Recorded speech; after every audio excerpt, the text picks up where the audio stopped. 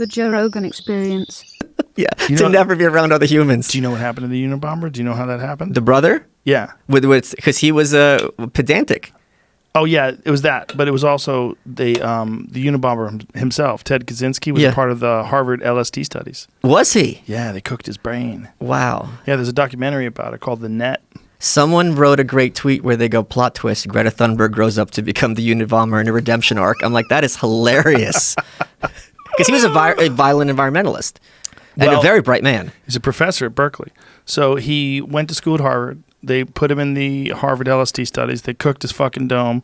And then he disappeared, went to Berkeley, worked as a professor to earn enough money so he could buy a cabin and implement his plan to kill everybody who was involved in technology so he'd stop this takeover of the human race, which probably is true. Yeah.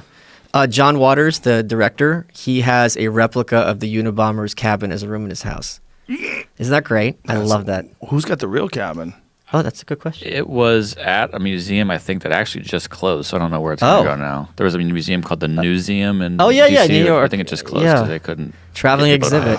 Wait, they took the whole cabin and reconstructed it? I believe I've seen pictures of it. Yeah. Oh. We need to find it. Wow, that's really cool. We need to find it. I love stuff like that. I do too. I did an article years ago about all these relics. Like, where's Monica Lewinsky's dress?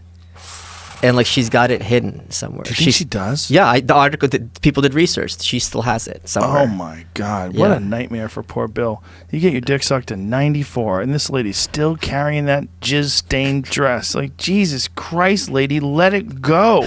He's probably going, well, she's probably thrown it away by now. No, Bill, never.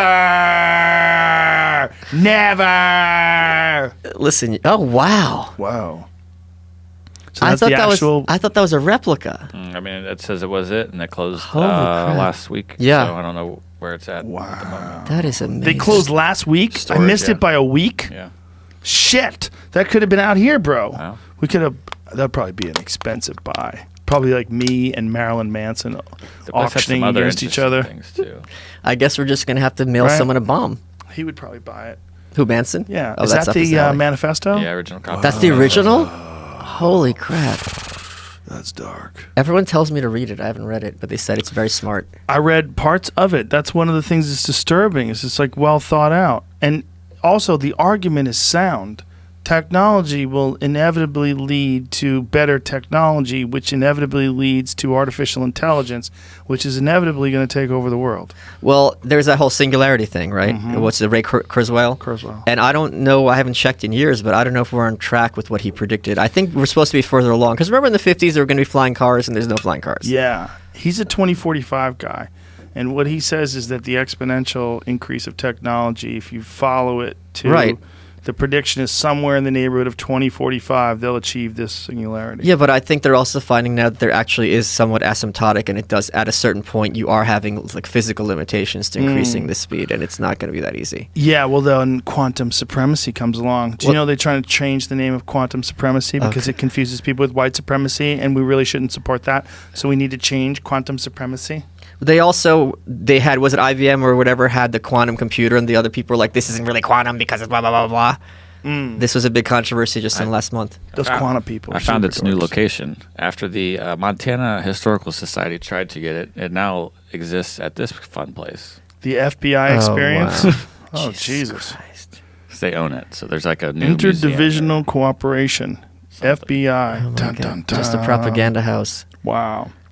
Oh, God. So they wanted to get... so he was in Montana when he was blowing everybody up. Someone tried to buy the land, I guess, or it was for sale at one time, but whoever runs this museum tried to get a hold of it, and I guess the FBI said, we're going to keep it. Yeah, I can understand why they would want to, right? Of course, yeah. It's probably very valuable. People probably will go to the FBI museum specifically just to see that cabin. No one wants to go to the FBI museum otherwise. Would you go to the FBI museum? No. His brother suspect that he was doing it all you know why? Before the manifesto, or did he read the manifesto and then? Well, because the Unabomber as a kid was always annoyed by people saying you could have your cake and eat it too. Because he's like, no, it's you can eat your cake and have it too. And the Unabomber used that phrase, air quotes, correctly. And the guy's like, that's my brother. And that's how they figured it out, because he was being a pedantic dick. Yeah. So everyone who's correcting people on spelling on Twitter, shut up and relax. Oh, that's crazy. I thought he just recognized the style of writing. No, I mean, I double check me, but I'm 90% makes sure sense. this is correct. You're saying that now. Eat your that cake and have it too. It's actually ringing a bell. Yeah. God damn. It is. But imagine like that if he was a normal guy and they just filled him up with acid and Yeah. it made him say, "Oh my God, the technology's going to take over." And he's just started his calling in life is to kill the people that are advancing technology with bombs. When you're that smart, you're already kind of tripping because Yes. regular people don't seem like the same thing as you do. Right. And maybe a little schizophrenic. And then they fill him up with a fucking half a gallon of acid. Like, how much did they give him? Do you know? Who knows? They were experimenting with people. I'm sure it's not going to be small doses. Do you if know you- what Operation Midnight Climax is? No. It's one of my favorite fucked up CIA experiments they ever did. They went to brothels and they set up a brothel with all these prostitutes and these johns, and they dosed all the guys and used hidden cameras. And do you know what else? So, because the guys couldn't talk about it.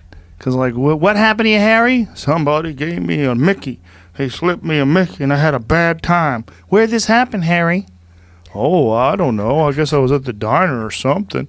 You can't say, I went to the whorehouse trying to get my dick sucked, and they gave me acid, these assholes. You can't say that. And we've been trained since kindergarten that if someone says the CIA has experimented on regular people, they will tell you, and admitted it, they will tell you with a straight face that that's a conspiracy theory. Yeah.